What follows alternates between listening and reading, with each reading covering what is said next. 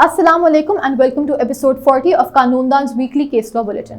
ہر ایپیسوڈ کی طرح اس ویک بھی ہم لاسٹ ویک میں رپورٹ کی گئی میجر ججمنٹس کو آپ تک پہنچائیں گے اور ان میں ریز کیے گئے مین ایشوز کو اینالائز کریں گے۔ تو آئیے let's begin with the supreme court judgment. Supreme court of Pakistan Mrs Muhammad Akbar versus Abdul Jalil and others. یہ کیس سپریم کورٹ کے سامنے ایک سول اپیل کے طور پر پیش کیا گیا۔ اس کیس کے فیکٹس پر اپیلنٹس نے رینٹ کنٹرولر اور ہائی کورٹ کے آرڈرز کے خلاف الگ الگ پٹیشنز فائل کی۔ ان امپیونڈ آرڈرز میں رسپونڈنٹس کی ویکیشن آف ہاؤسز کے پریئر کو الاؤ کر دیا گیا تھا کیونکہ ان کے مطابق اپیلنٹ نے رینٹ کا گھر نان ریزیڈینشیل پرپزز کے لیے استعمال کیا تھا۔ اس کیس کے فیکٹس پر کورٹ کے سامنے ایک ہی مین ایشو تھا، وہ یہ کہ کیا Balochistan urban rent restriction ordinance کے سیکشن 11 کے تحت ایک ریزیڈینشیل بلڈنگ کو نان ریزیڈینشیل بلڈنگ میں تبدیل کرنے کے لیے رینٹ کنٹرولر کی اجازت دینا لازمی ہے۔ اس ایشو پر کورٹ نے کہا کہ Balochistan urban rent restriction ordinance کا سیکشن 11 ایک ایگزسٹنگ ریزیڈینشیل بلڈنگ کو بغیر کسی اسٹرکچرل ڈیمیج یا چینج کے نان ریزیڈینشیل بلڈنگ میں تبدیل کرنے سے تعلق رکھتا ہے۔ البتہ اگر بلڈنگ کے اسٹرکچر میں کوئی بھی مٹیریل چینج لایا جائے یا بلڈنگ کو اس پلان کے ساتھ ڈیمولش کیا جائے کہ اس کی جگہ ایک نان ریزیڈینشیل بلڈنگ بنائی جائے گی، تب رینٹ کنٹرولر اس ایشو پر اپنی اتھارٹی لوز کر جاتا ہے۔ ایسے سیناریو میں Balochistan urban rent restriction ordinance کا سیکشن 11 کنٹرولر کی اجازت لینا لازمی نہیں قرار دیتا۔ Abbas Haider Naqvi and another against Federation of Pakistan etc. Yasir ul Haq Effendi and another against Federation of Pakistan etc. دونوں پٹیشنرز نے ہائی کورٹ کے آرڈر کے خلاف لیو ٹو اپیل فائل کی، جس میں اکاؤنٹیبلٹی کورٹ کے آرڈر کے خلاف ان کی کانسٹیٹیوشنل پٹیشن ڈسمس ہو گئی۔ بس دونوں کے ڈسمسل کے بیسس تھوڑے ڈفرینٹ تھے۔ اب سپریم کورٹ کے سامنے پہلا سوال یہ تھا کہ کیا ایک ٹرائل کورٹ سیکشن 265 کے CRPC کے انڈر ایک ایپلیکیشن کو ٹرائل کے لیٹر سٹیج پہ انٹرٹین کر سکتا ہے۔ دوسرا یہ کہ کیا ایک ایکیوزڈ کو ایسی پراپرٹی پہ an offence of criminal breach of trust constituted کر سکتا ہے جو اسے بلانگ کرتی ہو اور وہ اسے ان ہز اون رائٹ اون کرتا ہو۔ اور آخری یہ کہ کیا charge for the offences under section 9A 10 and 11 of the NAB ordinance sustain کر سکتے ہیں جب primary offence of criminal breach of trust under section 405 PPC made out نہ ہو۔ Chief justice Umar Ata Bandial, justice سید منصور علی شاہ اور جسٹس عائشہ ملک نے پہلے سوال پہ کہا کہ ایک ٹرائل کورٹ سیکشن 265 کے CRPC کے انڈر ایک ایپلیکیشن کو ٹرائل کے لیٹر سٹیج پہ انٹرٹین کر سکتا ہے، لیکن صرف ایکسیپشنل سرکمسٹانسز میں۔ دوسرا یہ کہ ایک ایکیوزڈ ایک ایسی پراپرٹی پہ an offence of criminal breach of trust constituted نہیں کر سکتا جو اسے بلانگ کرتی ہو اور وہ اسے ان ہز اون رائٹ اون کرتا ہو۔ اور آخری یہ کہ charge for the offences under section 9A 10 and 11 of the NAB ordinance sustain نہیں کر سکتے جب primary offences of criminal breach of trust under section 405 PPC made out نہ ہوں۔ 2022 CLC 1146 شکیلہ آپا ورسز ندیم غنی۔ یہ کیس سندھ ہائی کورٹ کے سامنے ایک کانسٹیٹیوشنل پٹیشن کے طور پر پیش کیا گیا۔ اس کیس کے فیکٹس پر رسپونڈنٹ نے پٹیشنر کے خلاف رینٹ پے نہ کرنے کی وجہ سے ایک ایوکشن پٹیشن فائل کی۔ رینٹ کنٹرولر نے اس پٹیشن کو الاؤ کر دیا اور کنٹرولر کی ججمنٹ کے خلاف پٹیشنر کی اپیل کو بھی ریجیکٹ کر دیا گیا۔ اس کیس کے فیکٹس پر پٹیشنر کا کہنا تھا کہ انہوں نے رینٹ کی پیمنٹ میں کوئی ڈیفالٹ نہیں کیا کیونکہ ان کے اور رسپونڈنٹ کے درمیان ایک ارینجمنٹ تھی جس کے تحت وہ انہیں کافی سارے مہینوں کا رینٹ اکٹھے لمپ سب کے طور پر دیتے تھے۔ البتہ اس کیس میں اللیجڈلی 15 سالوں کا رینٹ پے نہیں کیا گیا تھا اور پٹیشنر اس دورانیے کے لیے رینٹ کی پیمنٹ کا کوئی ریکارڈ شو نہیں کر سکے۔ اس کیس میں کورٹ کے سامنے ایک ہی مین ایشو تھا، وہ یہ کہ کیا متعدد مہینوں کا رینٹ اکٹھے پے کرنے کی پریکٹس کا یہ مطلب ہے کہ لینڈ لارڈ لا کے مطابق ٹائم پر رینٹ نہیں مانگ سکتا۔ اس ایشو کو اینالائز کرنے کے لیے کورٹ نے PLD 1984 SC 32 اور 1980 SCMR 601 کو سائٹ کیا۔ PLD 1989 SC 489 کے مطابق اگر لینڈ لارڈ کسی پریکٹس کی بیسس پر ٹیننٹ سے وقفے سے رینٹ مانگے تو اس کا یہ مطلب نہیں کہ وہ لا کے مطابق دیے گئے ٹائم پر رینٹ ایکسپیکٹ نہیں کرتا۔ اس کے ساتھ ساتھ ایک لمبے عرصے تک رینٹ نہ پے کرنے کے لیے یہ کوئی ویلڈ ڈیفنس نہیں ہے کہ landlord regularly rent collect نہیں کرتا تھا۔ یہ ٹیننٹ کے اوپر ایک لیگل آبلیگیشن تھی کہ وہ لینڈ لارڈ کو رینٹ پے کرے، نہ کہ لینڈ لارڈ پر کہ وہ ٹیننٹ سے رینٹ کلیکٹ کرے۔ ان سب اتھارٹیز کی روشنی میں کورٹ نے کہا کہ کورٹ لا کی ایکسپریس پروویژنز کو اگنور کر کے رینٹ کی کلیکشن کے لیے کوئی نیا پروسیجر امپوز نہیں کر سکتا اور نہ ہی کسی پریکٹس کے تحت لینڈ لارڈ اپنی اس رائٹ کو ویو کرتا ہے۔ اسی ایشو کی بیسس پر کورٹ نے اس پٹیشن کو الاؤ کر دیا۔ حافظ اویس ظفر اگینسٹ جج family court etcetera. Article 199 of the constitution کے انڈر اس پٹیشن کے ذریعے پٹیشنر نے ایگزیکیوٹنگ کورٹ کے آرڈر کو سیل کیا ہے۔ اب عدالت کے سامنے پہلا سوال یہ تھا کہ بغیر section 18 of the national database and registration authority ordinance 2000 کو کنسیڈریشن میں لیے کیا ایک شخص کا CNIC کینسل، امپاؤنڈ یا کانفسکیٹ ہو سکتا ہے، اور دوسرا یہ کہ کیا کورٹس پرمیٹڈ ہیں کہ وہ digital impounding of the CNIC direct کریں۔ جسٹس طارق سلیم شیخ نے پہلے سوال پہ کہا کہ بغیر section 18 of the national database and registration authority ordinance 2000 کو کنسیڈریشن میں لیے ایک شخص کا CNIC کینسل، امپاؤنڈ یا کانفسکیٹ نہیں ہو سکتا، اور دوسرا یہ کہ کورٹس نہیں پرمیٹڈ کہ وہ digital impounding of the CNIC direct کریں کیونکہ ان کے پاس سینکشن آف دا لا نہیں۔ 2022 CLC 1137 محمد اکرم ورسز محمد آصف۔ یہ کیس لاہور ہائی کورٹ کی ملتان بینچ کے سامنے ایک ریگولر فرسٹ اپیل کے طور پر پیش کیا گیا۔ اس کیس کے فیکٹس پر اپیلنٹ نے CPC کے آرڈر 37 کے تحت 4 ملین روپیز کی ریکوری کے لیے سوٹ فائل کیا۔ البتہ رسپونڈنٹ نے آرڈر 37 کے رول 2.2 کے نیچے لیو ٹو اپیئر فائل کی اور انہوں نے الیج کیا کہ دراصل اپیلنٹ نے انہیں 3.7 ملین روپیز دینے تھے۔ اپیلنٹ کا سوٹ ڈسمس کر دیا گیا جبکہ رسپونڈنٹ کا 3.7 ملین روپیز کا کلیم الاؤ کر دیا گیا۔ اس کیس میں کورٹ کے سامنے دو مین ایشوز تھے۔ پہلا ایشو یہ تھا کہ کیا ٹرائل کورٹ رسپونڈنٹ کا کلیم الاؤ کر سکتا تھا، یہ بات جانتے ہوئے کہ رسپونڈنٹ نے کبھی کوئی نیا سوٹ فائل نہیں کیا اور ان کا 3.7 ملین کا سیٹ آف محض ایک ڈیفینس ہی تھا۔ اس ایشو پر کورٹ نے PLD 1983 سپریم کورٹ 5 کو سائٹ کرتے ہوئے کہا کہ یہ بات سچ ہے کہ ایک کاؤنٹر کلیم ایک لیگل یا ایکویٹیبل سیٹ آف نہیں ہوتا۔ البتہ اس چیز پر کوئی بار نہیں کہ ساری ڈیٹیلز موجود ہونے پر کورٹ ایک کاؤنٹر کلیم کو ایک پلینٹ کے طور پر ٹریٹ کرے۔ البتہ اس پریزنٹ کیس میں ٹرائل کورٹ نے کاؤنٹر کلیم کے فائل ہونے کے بعد کیس کو سیدھا ایشوز کے لیے فکس کر دیا۔ کیس میں کبھی بھی کاؤنٹر کلیم کے خلاف ریٹن سٹیٹمنٹ اینڈ ریجوائنڈر فائل کرنے کا موقع نہیں دیا گیا جو کہ آرڈر 8 رول 10 کے خلاف تھا۔ اس کیس میں ٹرائل کورٹ نے غلطی کی کہ انہوں نے ریٹن سٹیٹمنٹ نہ فائل کرنے کو رسپونڈنٹ کے کلیم کا ایڈمیشن کے طور پر ٹریٹ کر لیا۔ اس کیس کا سیکنڈ ایشو یہ تھا کہ سیکنڈری ایویڈنس کن کیسز میں الاؤڈ ہے۔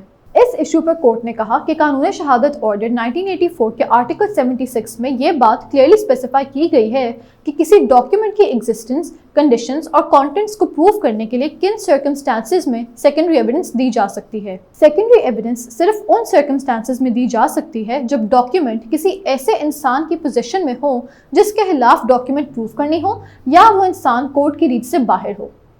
پریزنٹ کیس کے فیکٹس پر ڈس آنر سلپس پولیس اتھارٹیز کے پاس ہی تھی اور یہ ٹرائل کورٹ کی ریچ سے باہر نہیں تھی۔ اس کیس کے فیکٹس پر ٹرائل کورٹ نے فوٹو کاپیز کی بیسس پر سوٹ ڈیسائیڈ کر دیا جبکہ پرائمری ایویڈنس آسانی سے اویلیبل تھی۔ ایسا کورس آف ایکشن قانون شہادت آرڈر کے آرٹیکل 76 اور متعدد ججمنٹس کے خلاف تھا۔ انہی ایشوز کی بیسس پر کورٹ نے کہا کہ ٹرائل کورٹ کی ججمنٹ CPC اور QSO کی ریلیونٹ پروویژنس کے خلاف ہے جس کی وجہ سے یہ ریگولر فرسٹ اپیل الاؤ کر کے اس کیس کو ٹرائل کورٹ کے پاس ڈی نوو ٹرائل کے لیے ریمانڈ کر دیا گیا۔ China Mobile Pakistan Limited through legal advisor and another against Federation of Pakistan through Secretary Ministry of Information, Technology and Telecommunication and 3 others. Plaintiff company نے Place K پہ federal government کا decision imposing some conditions assail کیا۔ Defendant authorities نے return of planet سی کی کہ وہ territorial jurisdiction ہونے کی وجہ سے کورٹ میں پلیس آئی پہ فائل کریں۔ جسٹس ندیم اختر نے کہا کہ پلینٹ میں دی گئی ایورمنٹس اور پریئر کے علاوہ کورٹ کو سوٹ فائل ہونے کا ڈومیننٹ آبجیکٹ بھی دیکھنا ہوگا، مثلاً facts relating to original interfered spectrum band, consequences of alleged interference, grant of additional frequency spectrum band F7 اور decision of federal government to withdraw additional spectrum F7 جیسے factors کو collectively examine کرنا ہوگا۔ ایسی ایگزامینیشن شو کر رہی تھی کہ cause of action all across the country accrue کر رہی تھی including place K۔ High court کے سامنے institution of suit as place کے جسٹیفائی تھا انڈر سیکشن 20C CPC، لہٰذا اپلیکیشن ڈسمس ہو گئی۔ Lahore high court additional collector model customs collectorate Multan versus Reliance commodities private limited. ये केस लाहौर हाई कोर्ट के सामने एक कस्टम्स रेफरेंस के तौर पर पेश किया गया। इस केस के फैक्ट्स पर पिटिशनर ने कस्टम्स एपेलेट ट्राइब्यूनल की उस जजमेंट को चैलेंज किया जिसमें ट्राइब्यूनल ने होल्ड किया कि कस्टम्स एक्ट 1969 के सेक्शन 32 के तहत अपेलेंट्स के लोकल सप्लायर्स की जानिब से क्रिएट की गई डिमांड परचेज इनवॉइसेस के इशू होने के 3 साल बाद टाइम बार्ड हो गई थी। इस केस में कोर्ट के सामने 4 मेन इश्यूज थे।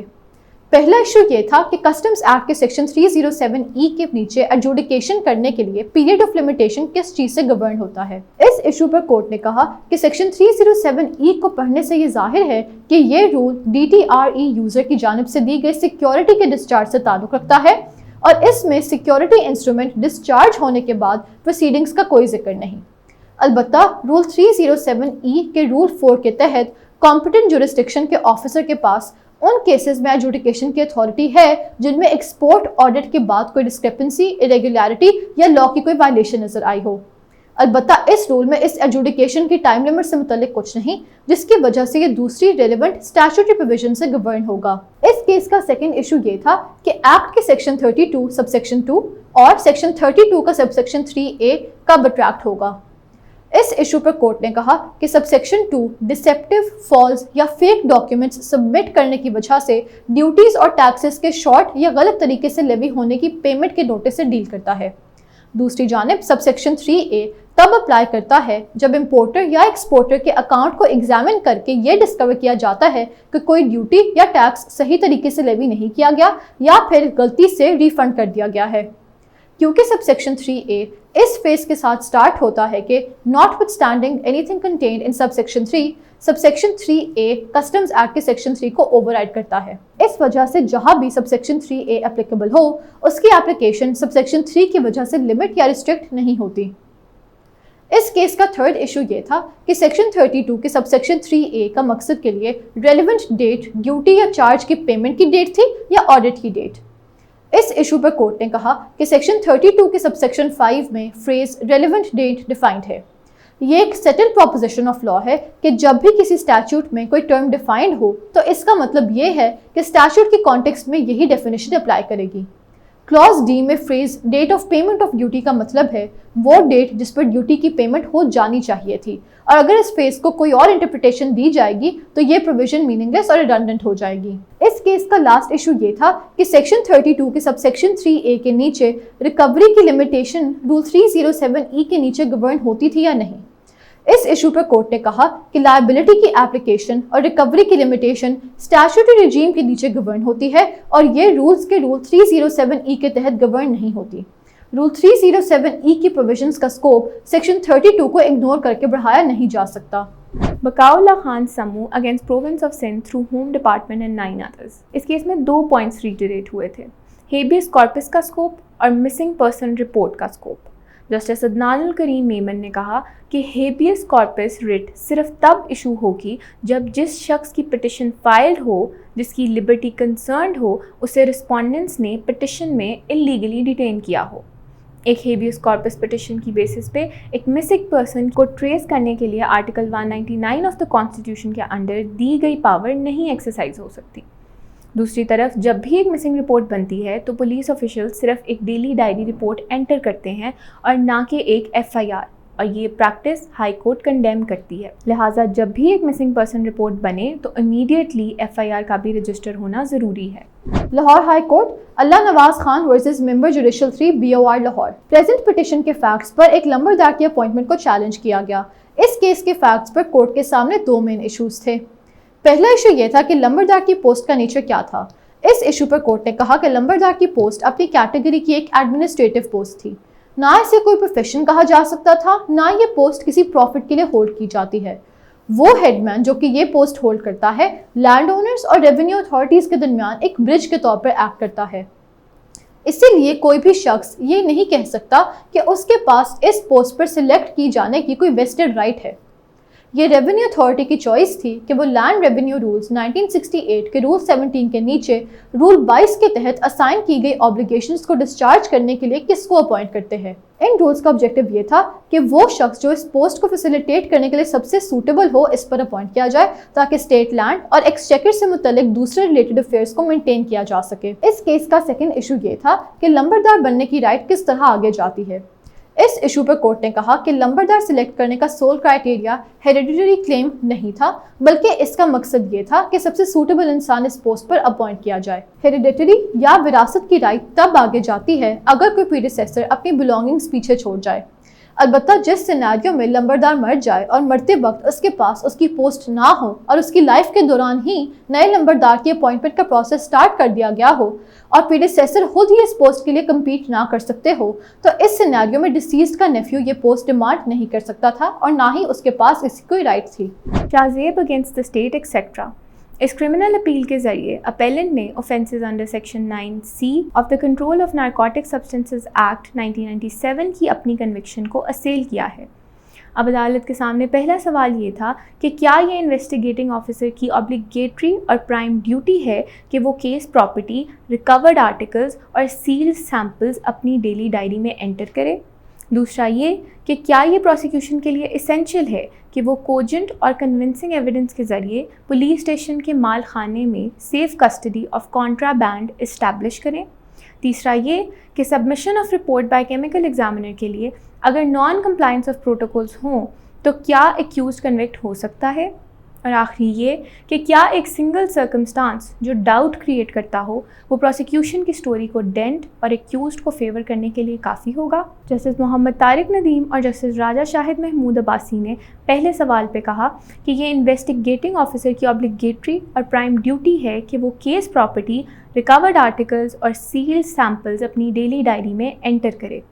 دوسرا یہ کہ پروسیکیوشن کے لیے اسینشیل ہے کہ وہ کوجنٹ اور کنونسنگ ایویڈنس کے ذریعے پولیس اسٹیشن کے مال خانے میں safe custody of contraband establish کریں۔ تیسرا یہ کہ رول 5 اور 6 of the control of narcotic substances کی روشنی میں submission of report by chemical examiner کے لیے اگر نان کمپلائنس آف پروٹوکولز ہو تو ایکیوزڈ کنوکٹ نہیں ہو سکتا، اور آخری یہ کہ ایک سنگل سرکمسٹانس جو ڈاؤٹ کریٹ کرتا ہو وہ پروسیکیوشن کی سٹوری کو ڈینٹ اور ایکیوزڈ کو فیور کرنے کے لیے کافی ہوگا۔ اور اس کے ساتھ ہی آج کا بلیٹن یہیں ختم ہوتا ہے۔ آپ سے ملاقات ہوگی انشاءاللہ اگلے ہفتے کچھ نئے کیسز کے ساتھ۔